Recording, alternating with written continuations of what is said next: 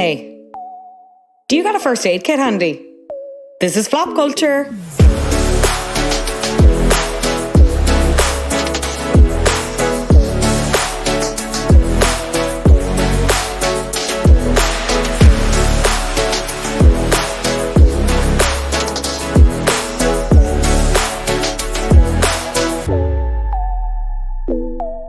Hello there, you are listening to Flop Culture, a podcast where we mainly talk about flops, but we also talk hot goss, pop culture at large, and occasionally bops. I'm your host, Fionnuala J, and let me tell you, this episode is heavy on the bops. But before we take a look at this week's flop, let's take a look at the week in news. Hot off the presses, a developing story as we speak. MGK and Megan Fox are dushed. Or are they? The pair were photographed leaving a marriage counsellor's office amid reports this week that they're facing trust issues in their relationship. So this all kicked off Super Bowl Sunday. That seems like a very long time ago now at this point. How dare they have their relationship drama amid Rihanna's Super Bowl Sunday? No need. But there were rumours of a split between them because Megan Fox, posted these very pointed rumours, or pointed lyrics, I should say, from Beyonce's Lemonade, which is an album all about infidelity and cheating, allegedly. Don't sue me, Jay-Z, my pockets are not that deep. She was posting lyrics from Pray You Catch Me, and it was all about dishonesty, etc., etc. She'd scrubbed her Instagram of all pictures of Machine Gun Kelly, bar one, and then people copped that, so she deleted that one. And when people kind of put two and two together about it maybe being cheating, there was a suggestion that maybe he had cheated with his touring guitarist, Sophie Lloyd. And so Megan Fox got in the comments and said, maybe I got with Sophie, which is kind of a bit wink, wink, nudge, nudge. Then she was photographed without her wedding ring. They're engaged. They were engaged after 2 years of dating. Got engaged last January. And you'll remember, or maybe you won't if you didn't hear about this, but the ring that he proposed with has these like kind of thorn-like accoutrements, how would you call them? Things that resemble thorns.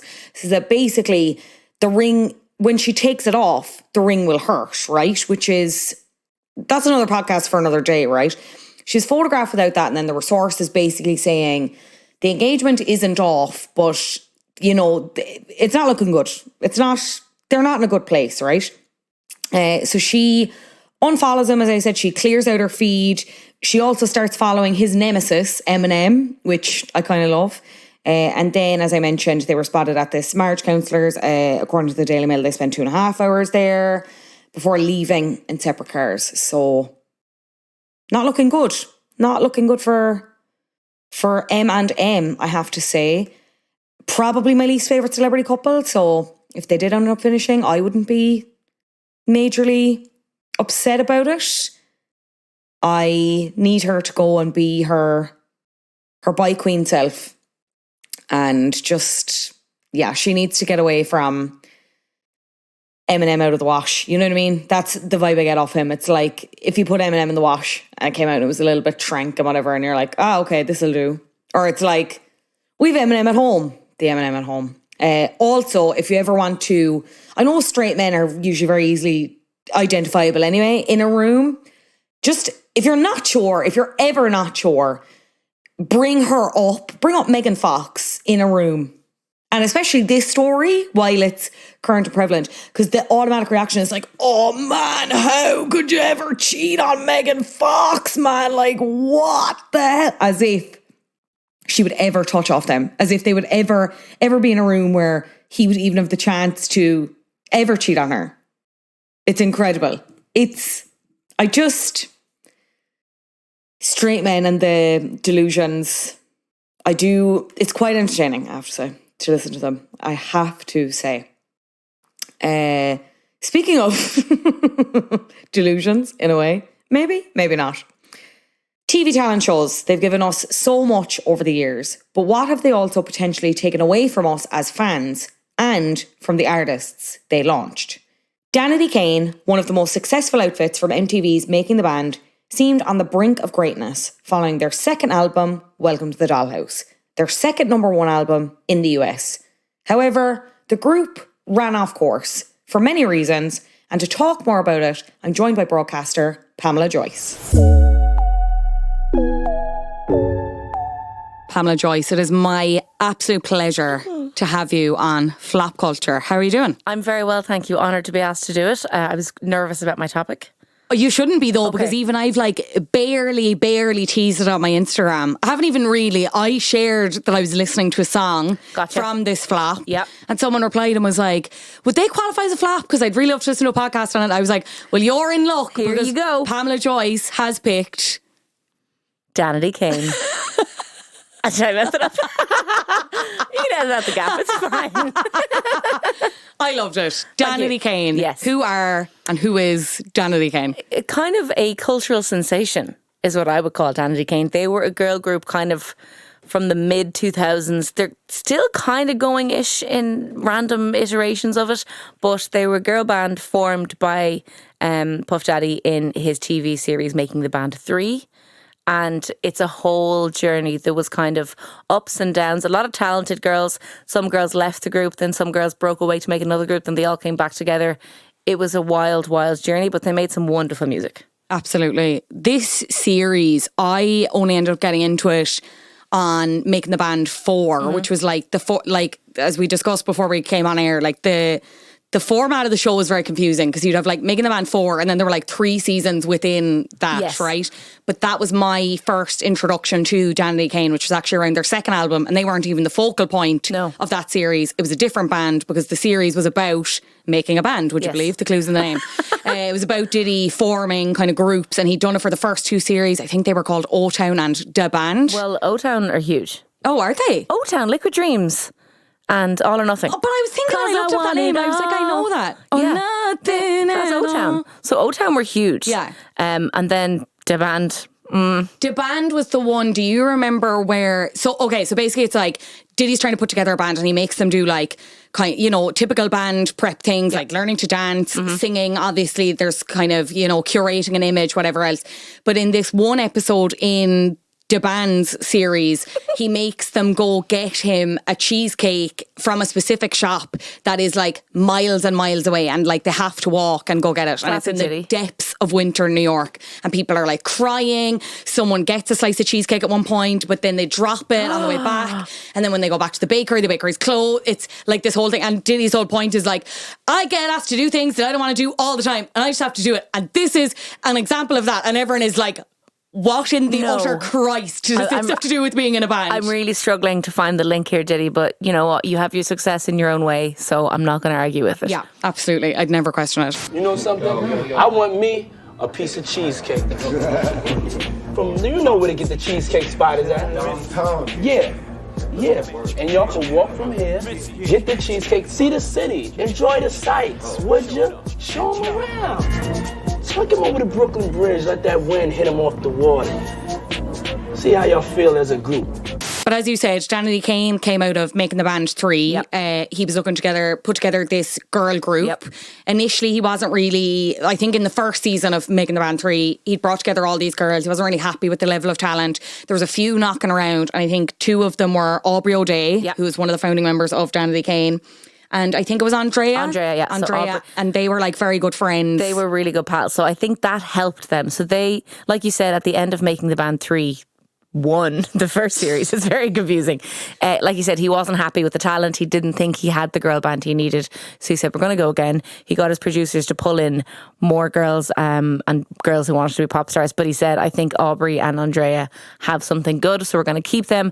And actually their friendship was a massive part of the series because Aubrey was probably a better dancer than Andrea, but Andrea was a better vocalist. So there was always kind of tug. One would inch ahead, then the other one would drop behind. And it was just this kind of, they're best friends, but they're fighting to be in the same band. So that was another level of drama that was brought to the series that I absolutely adored. But yeah, essentially Making The Band 3 Series 2 was this new group of recruits alongside Aubrey and Andrea being like, right, okay, let's actually make the band this time. Yeah, and that ended up being, so we have Aubrey O'Day, Dawn Richard, Juanita D. Woods, as she's probably better known. She was class. Andrea Fimbres, and Shannon Becks. Yeah. They ended up making up the Danity Kane final band. Yes. Who was your fave? I think Andrea. I think I had a soft spot for her. I loved her. She well. was just a lovely person. I feel like I just saw a bit of myself in her. She was just a normal gal. Yeah. Whereas the other ones were very much like, I'm a pop star already. Andrea didn't really back herself that much, and I can definitely identify with that. So I was like, you know what, I like her, she's good. Now, having said that, I was probably 12, if even, watching the series. So I don't know if I should have been watching it. It probably was a bit grown up for me. But I mean, there's a lot of issues that came to the forefront. They used to give out about Andrea saying that she was overweight. She was rail thin. Like, she had hips. I think she's Latina. So, you know, she had hips and a bit of arse. And they were like, no, you're too fat to be in a band. Horrific. It was very much every stereotype of a bad, you know, like that.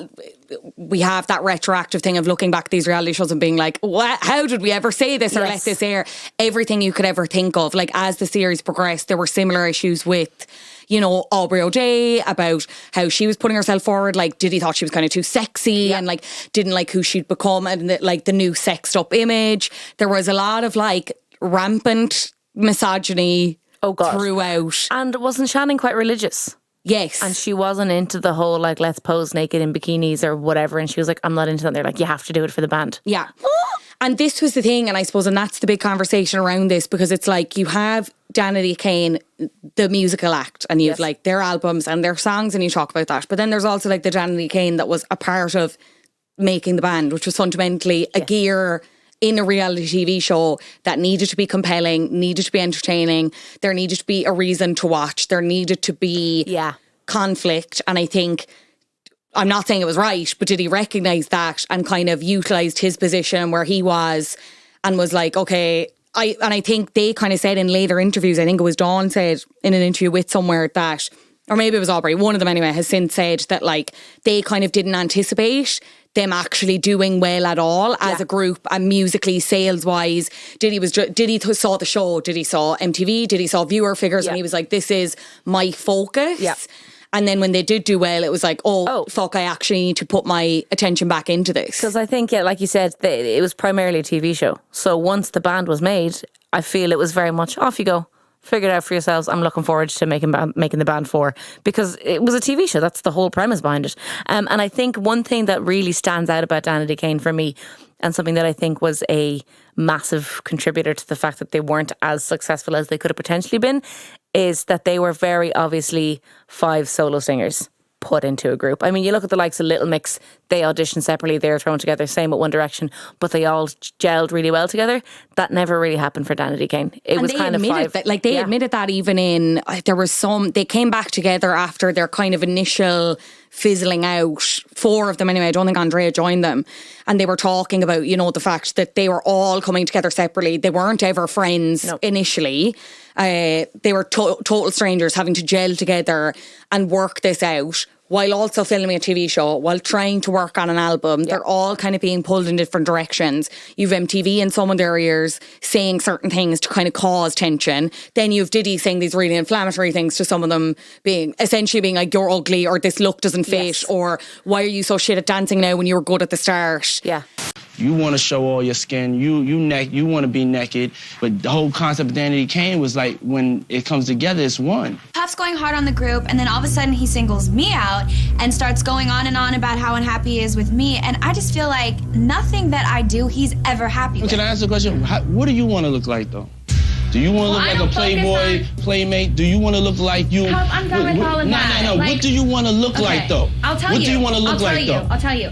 I'm not focused on me. I'm focused on what this group should look like and how I should fit in this situation. You like big hair, though. I don't like big hair. You like big hair. You like big hair. Puff, you like a lot of makeup and all that.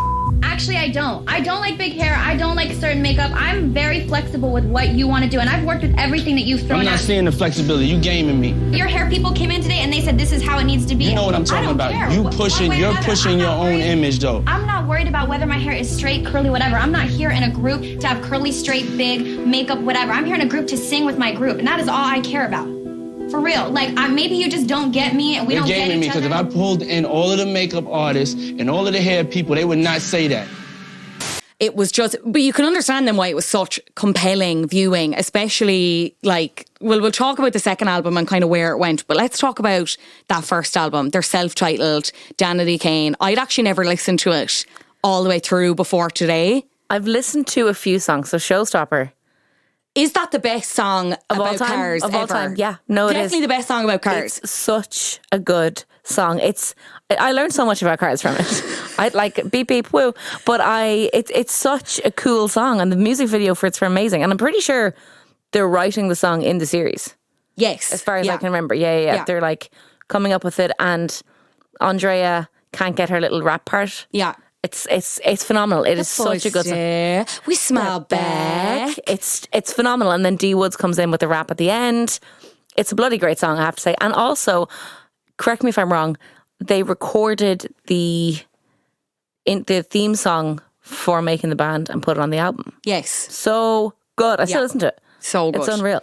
Timbaland was obviously very involved in this album. I'm trying to think of other. I think probably not my fit. I think the second album is better, but in terms of other songs I loved, Ooh Ah, Paul McGrath. See, I don't know. I haven't actually listened to that much of their music. Yeah.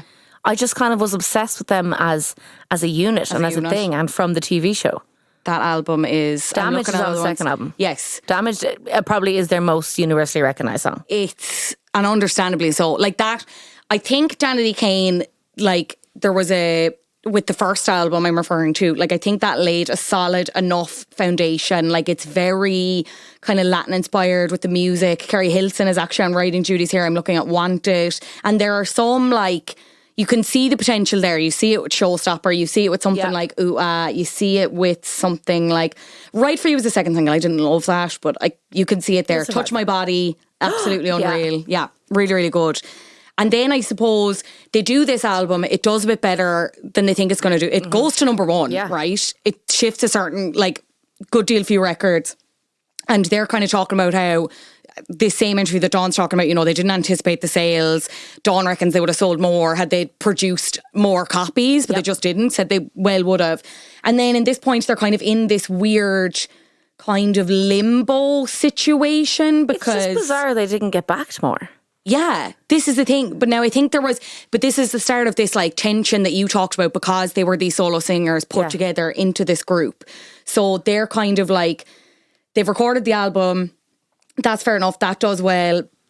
They were due to go back in and kind of go straight away working on the second record, but they all kind of started doing other things. Like Aubrey was getting recognised because Aubrey was such a star own right. She was great TV. She was being recognised in that right. She was out with Kim Kardashian, Paris Hilton. She was TMZ were interviewing her, being like, "What's the crack with Danity Kane?" And she's like, "I don't know, lol." It's all about me. There were heavy rumours that she was supposedly joining Pussycat Dolls because they also had their reality TV show at this point where they were auditioning for new people. Love that. And then D Woods was involved with another girl group called the Girls Club. Yeah. So basically it was just like they were constantly having to come out on social media, like MySpace and stuff at the time, and give these statements being like, no, like we're still together. It's fine. We're working on the second album, which you referenced there, 2008. Welcome to the Dollhouse with the top 10 single, Damaged. Now, interesting that they would call it Welcome to the Dollhouse when Pussycat Dolls were so big at the time, is all I would say. I never considered that. Yeah. But didn't they cover, because I have a very specific memory of them shooting that album cover, I think on Making the Band 4. So as I said, they were a part of Making the Band 4 and it was charting them doing this second album and, you know, the tensions, and also Diddy is putting together this male super group and they're all kind of shagging each other, like flirting with each other at least, allegedly I should say. And you have this record then and they're talking about how it's like really softly lit and whatever, and they're showing like this like real softer side to them and it's, you know, whatever.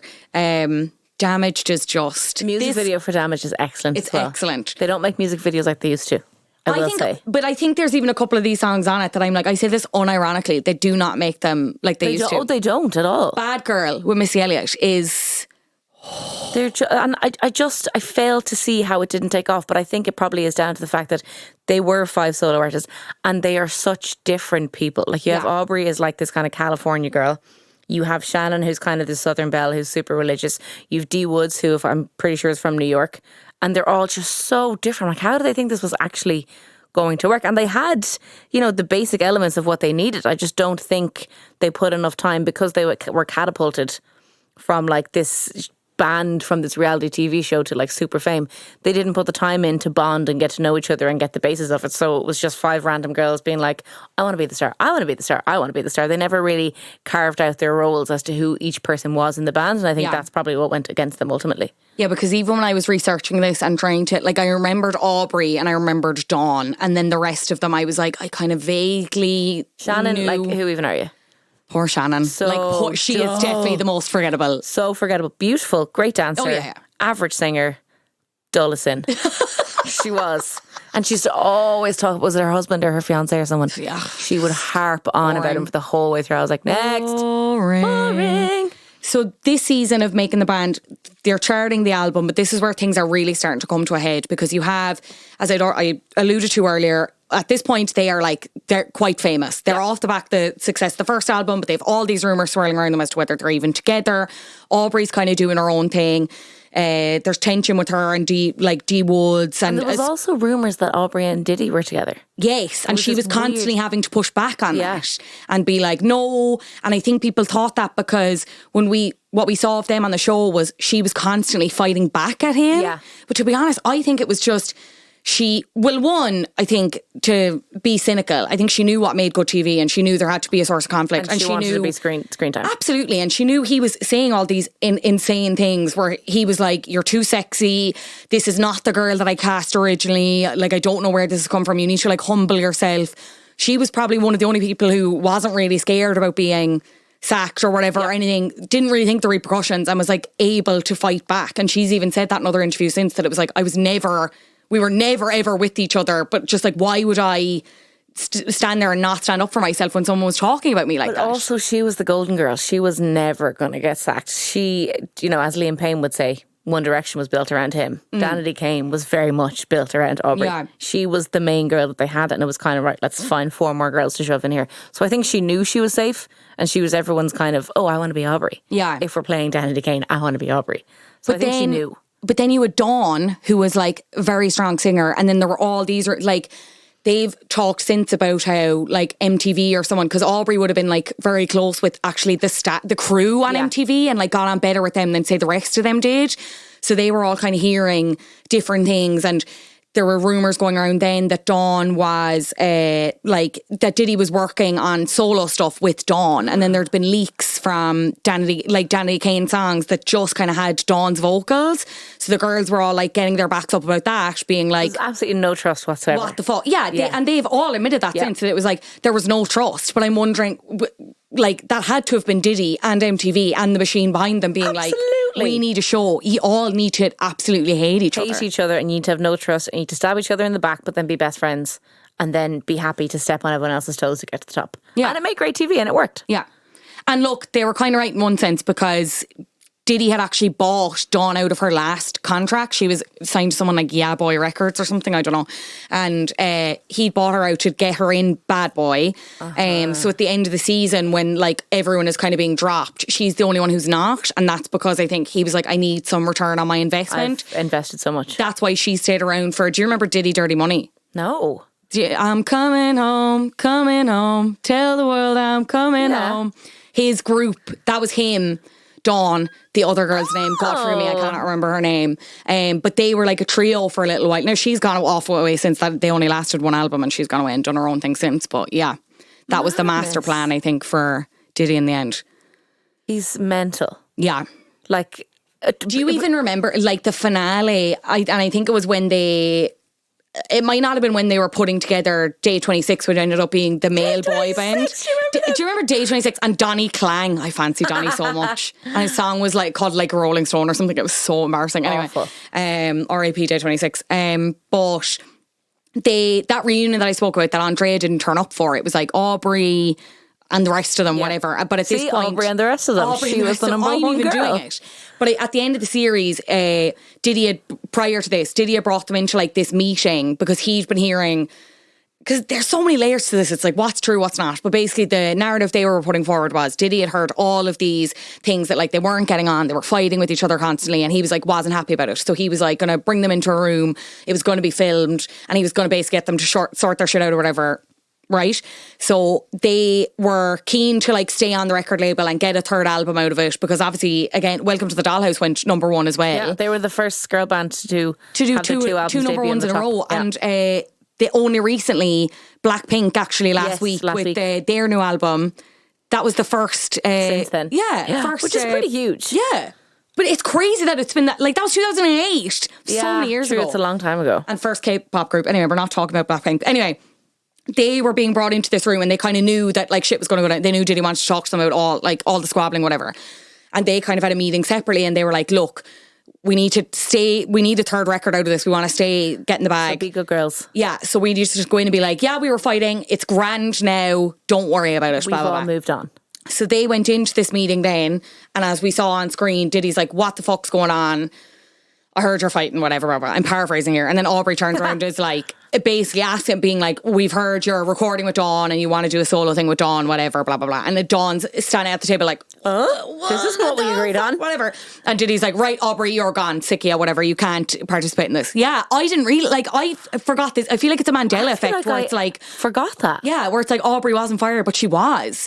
So then it was her, and then I think it was. She and Shannon then went off. Yes, so it was, he moved Aubrey and he removed Dee Woods, I think, because again, she was still doing stuff with the girls' club and blah, blah, blah, everything else.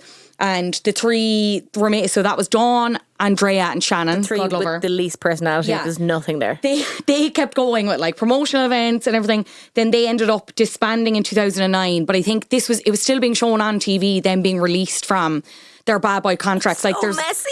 Yeah, there's one clip where it's like Diddy's with Andrea and he's like, yeah, I'm going to release you from your contracts. I feel like you can't keep up with like when things are going wrong. I feel like you just put your head down. She was very emotional. She cried in probably every episode of the TV show. So fair, I get it. And she even said when they went on and started doing more things, like she was just like, wish them well. Not for me. Not for me. Absolutely not for me.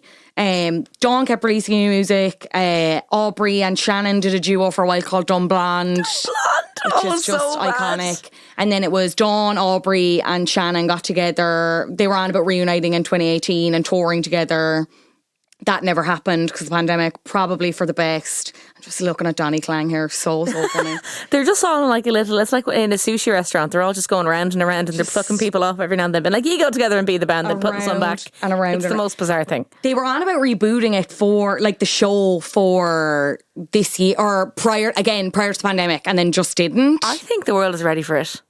I would kind of love to see it. I would be very, very into it because like that, Making the Band 3, the most iconic thing in it was, do you remember the dance they learned to 1-2 step? Yes. The hours I spent in front of the hall, in the mirror in my hall at home, I'd put on like a little crop top and my little 13-year-old belly be hanging out and I'd get a bandana and I would run over to the computer and press play and watch a few dance steps and then run back and try and do it over and over again.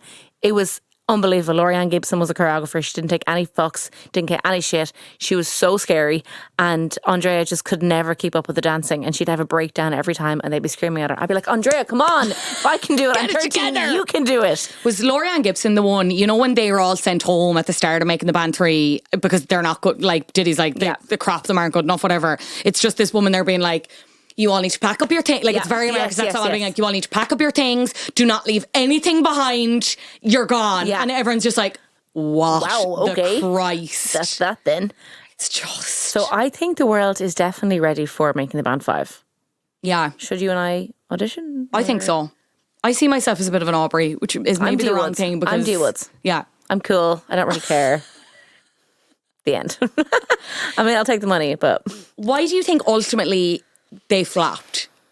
It's so, because hearing the story back now, I'm like, God, there's so many levels to it and so many layers to it. I think, like we said earlier, we actually got to the crux of it very early on. They, didn't have enough support coming out of the TV show. Diddy just cared about making a good TV show, got his 5 girls and was like, Control, Alt, Delete, next, moved on.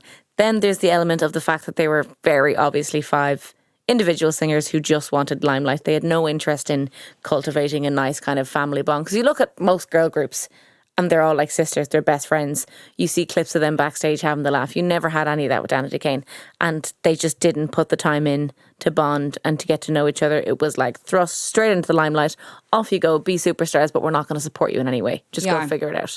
But I'm wondering if it was just because as well, it was all, because I was about to be like, it's kind of not similar to Little Mix and One Direction because it was all playing out on TV for them, but sure, they also came from X Factor, but there was something about X Factor that was more, I suppose, highly curated. Like with Making the Band, it was very warts and all, but to the point where I think it was, like I can't even imagine, we talk about Andrea and the psychological effect it must have had on her, because even post Danity Kane, like she went and she performed and did other bits and bobs. As part of like a Latin kind of group, whatever. And then she ended up she got together with Aubrey for Aubrey's own show, and they were potentially going to perform together, and she ended up pulling out. I think she just found the thing too overwhelming. Yeah. I think there's two things there. I think it's the English-American thing. The Americans are a lot more cutthroat. They're a lot more, I'm a star, I want this, yada yada, where the X Factor was, we're normal girls. We're going to give this a crack and see what happens. And I think the second thing is that with Making the Band, I think we almost saw too much of them. So that's what I mean. Like it was so overexposed. You're I don't like you because I'm seeing these tantrums. Whereas with the X Factor and the likes, it was just, oh, these are cute little girls coming onto the stage, which set them up nicely for us to be like, I'm backing them. They're the underdogs. They're just four normal girls who came to be in the band. But like we said, with Making the Band, you got to see them having tantrums and fighting with each other and talking back. And it was a bit like, oh, I don't know how I feel about that. They also came out at a time where it was a highly saturated market for girl bands. You know, Little Mix kind of came, there kind of been a 3 or 4 year gap. Pussycat Dolls were probably the last big girl group. And then there was a 3 or 4 year gap, and then Little Mix came in, whereas Danity Kane came out at a time where girl bands were rampant and they were everywhere and they were a dime a dozen. And they didn't have anything that particularly stood out. They were good and they were talented, but they didn't have like a USP or anything that was like, right, this is what these girls have to offer that's different than the millions of other girl bands on the market. Yeah. Because even if you look at the aesthetics of, we'll say, the albums and the album covers and how they looked, they're just so noughties, but in a way that it's like they are indistinguishable. Like if you didn't, we know them intimately because we are freaks. Sure. But if you were to, if an alien was to come down to Earth and, you know, like they were to do a test on Danity Kane, you're like, go away, study now, and you were to slide an album in front of them, I still don't think they'd be able to adequately identify who is who does what. And like watching them, they all seem to be kind of even keel dancers, but they're still not like incredible dancers. And as you said, I think Dawn is probably the strongest vocally, but sometimes that doesn't even come across in the music. She like was dull. But like if you look at Pussycat Dolls, they were dancers primarily, which meant they were entertainers. But I think that's the thing. I also think they never shied away from that. I think it was always very obvious that it was like, this is Nicole. Nicole is the singer. We're really good looking. We're dance. We're really hot. We're going to get our tatas out. Yeah. Don't you wish your girlfriend was hot like me? Yeah. Yes. And our music videos are amazing. Danity Kane, they didn't really have that. Yeah. Also, there was a weird kind of cultural kind of mishmash thing going on. Like Aubrey kind of nearly pretended to be this kind. She pretended she wasn't white.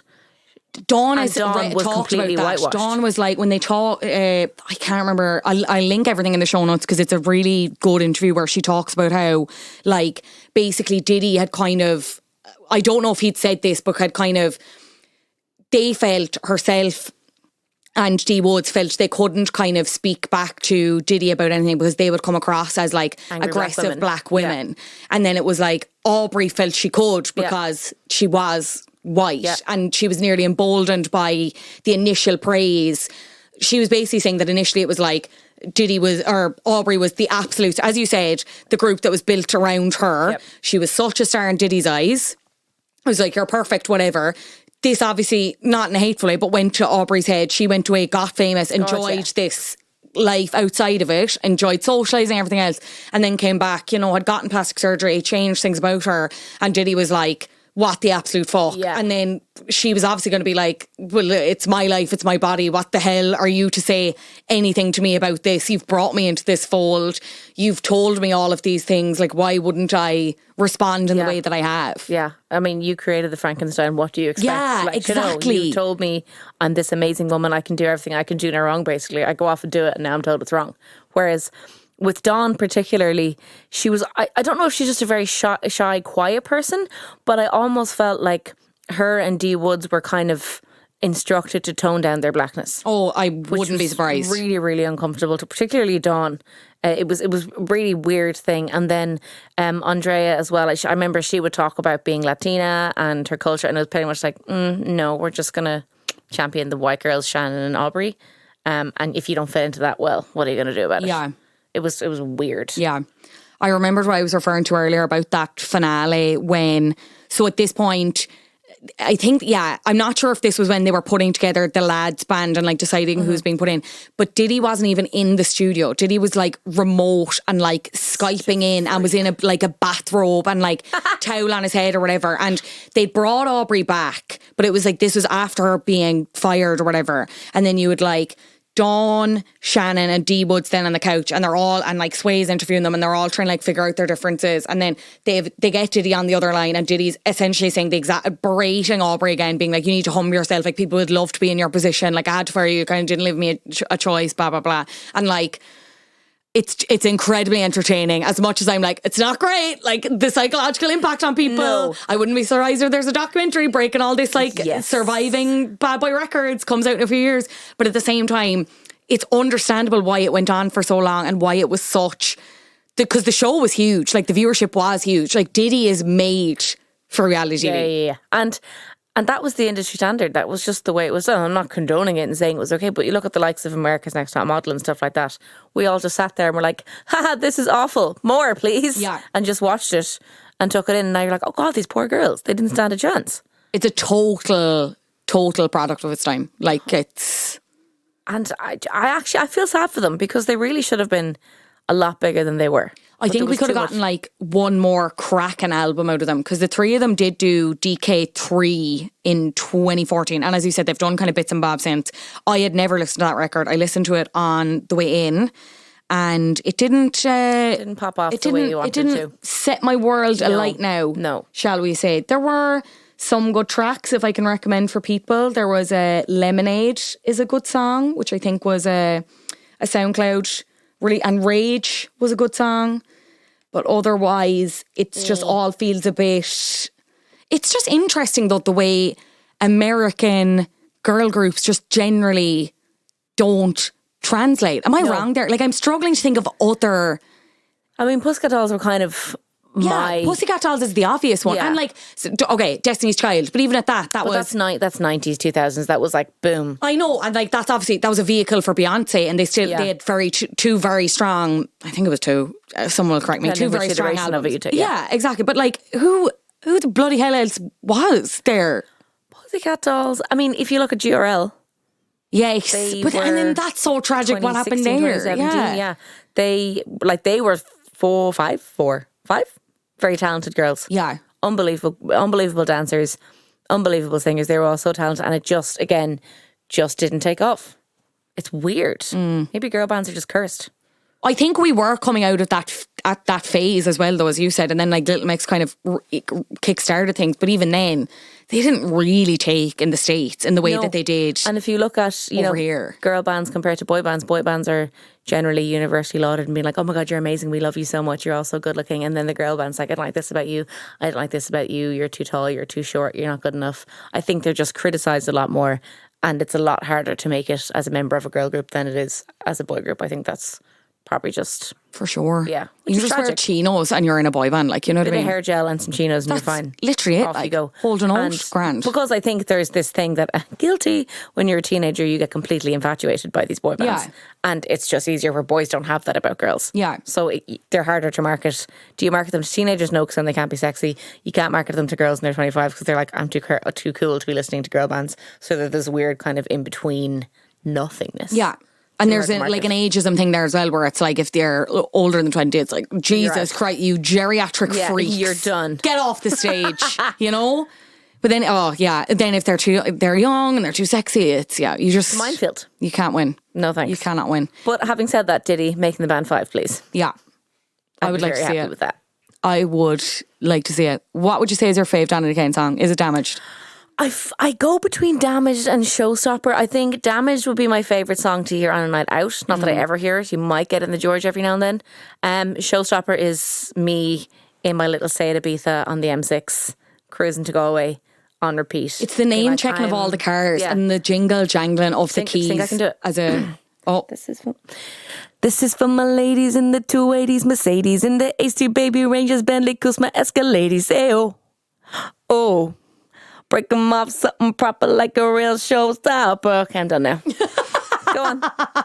Thank you. Okay, I'll keep going. I'm kidding, I won't. But I printed off the lyrics to that song. And I just sat down and learned. I was like, I don't even know what a 280 Mercedes is. I don't know what a Bentley Coupe is. I don't know what this is, but I'm going to learn it off by heart, and I'm going to be able to sing it when, it becomes a smash hit. And it never really took off. I was like, I'm ready to perform the song. Why is nobody playing it for me? Why isn't anyone asking me? Yeah, Selfish. It's quite rude, but no name check for the Nissan Micros. No. Hateful. Maybe we should write one. I'm telling you. I think it could be like, this is like hit the diff for girls. You know what I mean? It is hit the diff for girls. Hit the diff, like. You're so right. Except for luxury cars that we can't afford. Yeah, never in my lifetime. No. I love Sucker for Love. I think it's Sucker. Sucker for love. Apostrophe. Or just you sucker. Addicted to kissing and hugging, touching and rubbing. You a sucker for love. Or sex addict, I would say. Very questionable lyrics there. Yeah. I love that. And Bad Girl I already mentioned. I'm going to go and listen to it. Very good. I'm actually going to go and rewatch the whole series. The second album is just, the production is just so shiny and so like surprisingly good. It's just all the elements were there. Yeah. It just didn't work. Yeah. And it's a weird one. Yeah. But it's sad. Sorry, Danity Kane, for your troubles. Could you see them ever coming back together, all of them? Because, as I said, there's been different iterations. I could go through it again, but it's honestly more confusing than Project Maths. It's too confusing, yeah. I don't think so. And I think they know, let's not flog a dead horse. It's done. It's finished. No one cared about us when we were young and shiny and new. No one's going to care about us now. I feel. Yeah. Personally. But we are up for another Making the Band. Yeah. No, I think might audition. I think we need a shiny new Making the Band, which I would be okay with. Also, the name Danity Kane, do you know where it came from? Yes, but you explain. Take it away. You explain. No, you explain. Well, I probably will get it wrong now. I thought you weren't going to know, and I'm panicked. It didn't dawn. She was like really cool and weird, and she did anime comics. And one of her superheroes was called Danity Kane. Because Diddy actually wanted to call them Queen 5, which is the fucking worst name I've ever heard in my entire life. Danity Kane, though, what's that? Like, it's a noise. Well, it's not memorable. When they actually talked about it, I think in some interview, Aubrey was like, Danity Kane is so much bigger than 5 girls. It can be 1 girl, it can be 2, it can be 5. Wow. It's a voice for women. You've got 2 of us right now giving you that voice. And who knows what the future will have ahead for us. Things can evolve. Things move in different directions. Everyone is always invited back. Aubrey would be great on LinkedIn because that's the biggest load of shite. 2 out of 5 is pathetic. You know what I mean? Why bother? But that was essentially Dawn's justification for it as well. It's like Danity Kane, it's like a sound, when you hear it's not 1 girl, it's not 5 girls, it's just everyone. But I do love it at the same time. I'd love to go back and check the data to see if anyone named their child Danity that year, or what the uptick was for names. Danity, come in for your dinner now. Come on. And Kane is a pretty good surname here. Yeah. So there could be. My sister's married name is Kane. Maybe I'll make her have a child and call it Danity. Yes. And then make that child be Making the Band 5. Okay. It's come full circle. I love this this plot. Optimism. Imagine Making the Band 5, but it's like Louis Walsh is doing it. He has a new band. Yeah. I wonder if that's it. Maybe I need to get them on. Get the sauce. Here you go. I'm lining it up. You're welcome. You're just giving me all the content. I am. Hugely appreciate it. Danity Kane. Sad you tried, didn't work out. Please stop trying now, because it's not it's just going to be one person on. It's going to be Shannon, who now has a kids audiobook company. Shannon, how boring. She also did a country version of Damaged, which I'm not sure if it's on streaming, but it's not good from what I can't imagine it's very good. Yeah, no. Look, they tried. Yeah, didn't work out. Fair play to you girls. Yeah, if at first you don't succeed, try again, over and over again. Try again and then stop. Yeah. But no, they're not going to stop, because they're going to do 3 of them and then 2 of them and then 4 of them and then 3 of them and then 2 of them again as a different name, and then come back and do 4 of them. Girls, please stop. It didn't work. It flopped.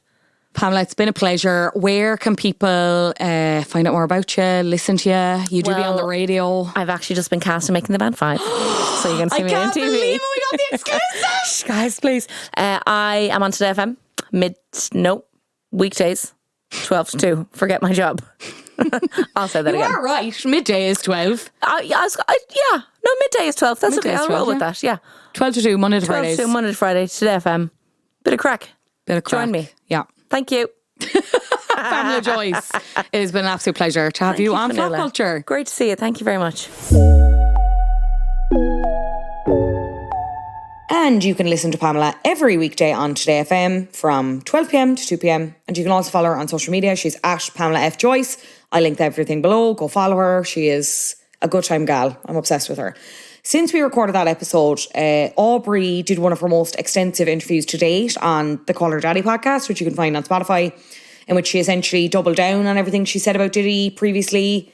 The question that the host Alexander Cooper put to her was, the obvious one: what happened to Danity Kane? Why did the band break up? And this is what she said about it.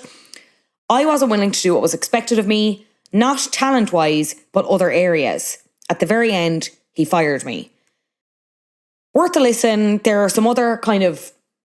The interview is more wide-ranging than that. Like, there's a lot about her, because she's been in a lot of high-profile relationships since, and it's kind of more on that. But there are some interesting tidbits, and I'll link it below here, but it is a Spotify exclusive, so depending on where you're listening to this podcast, you might not be able to listen to it. Just FYI. And I'd be very interested to hear what people think, because even when I was kind of Googling this again for this episode, like, people are still even very divisive on Aubrey on the Reddit. And I know Reddit is like, can be a septic place at the best of times, but let me know, what do you think? How responsible was she? Was she responsible at all? Let me know. At flopculture_pod everywhere on social media. Hit me up. Finally, let's talk top of the flops. You're a flop. Who is top of the flops this week, I hear you ask? Well, it is every single person who went to see Chris Brown in Dublin and then ratted on themselves by posting it on social media. I absolutely believe in redemption. I fundamentally believe in people's ability to rehabilitate themselves, right? But I do believe violence against women, in my opinion, that should be a non-negotiable, right? And this wasn't just one woman, right? By the way, I'm in saying that, one woman should be enough, right? It shouldn't be a thing of like, okay, so it wasn't just Rihanna. Okay, fair enough. Forget it. We won't go. We'll get rid of the tickets, whatever. It's not like, it shouldn't be quantifiable by that. It should be, one is too many, right? Karrueche Tran, who he dated after splitting with Rihanna the first time following his assault of her, she got a temporary domestic violence restraining order against him after he allegedly threatened to kill her. He was involved in a brawl in 2012. He had an altercation with Frank Ocean in 2013. There was a separate assault of another man in 2013. I'm not understanding the disconnect there. And I'm not understanding people who will try and explain it away explicitly in, Instagram comments or like TikToks, because that's them. I could not get over how many TikTok videos I was getting of people at the concerts, and it was just, and no matter how many times I clicked to not interested on TikTok, it was, I got another video. He does this thing where he brings girls up on stage and he dances for them, and the comments are people like salivating over him. What time do we get to the gig? What did he play? Oh my God, best set list ever. And I am just really gobsmacked over it. It's hard to fathom in 2023 when we are amidst this absolute epidemic of violence against women that people can be so, I suppose, one, self-involved and like not thinking about wider implications of these decisions and stuff and go along and, pretend like nothing happened previously. But then there's also the thing of maybe not admitting to that and being contradictory and sharing the things of, there's been a lot of examples thrown around, like, sharing like a Women's Aid post on Instagram, or when an Irish woman dies and it's in the media and everyone's talking about it on social media, and it's easy to like jump on the conversation then. But then in the same breath will also be like, yeah, of course I'd go, like, that was so long ago, as if time kind of changes anything when really it doesn't. And I hate to be ending on such a somber, serious note, but even this is days later. He played much earlier this week. It might have been the weekend, and I'm still even getting, and I know it's because he's on tour and like some of the videos I'm getting probably aren't all from Dublin. They're from the UK, but it's quite worrying. And I just have a conversation with yourself, have a think about it, interrogate why. Ask yourself, does this music really mean that much to you that you can turn a blind eye to a consistent pattern of behaviour from someone? That's all I'm saying. Anyway, again, sorry for being a Debbie Downer. Just wanted to get that off my chest. I really appreciate you listening, especially if you stayed till this point at the end. We are flopculture_pod on Instagram and TikTok. You can get in touch, as always, at helloflopculture@gmail.com. If you rate the show 5 stars on Apple Podcasts, I will give you a personalised bop or flop recommendation. Just leave your nickname in the review. You can also leave a 5-star review on Spotify. It helps people find the show. It's hugely appreciated by me. Very, very grateful for all the reviews so far. As always, this podcast has been edited by Adam Shanahan and artwork is by Brian Lambert. Until next week, take care of yourselves. Bye-bye.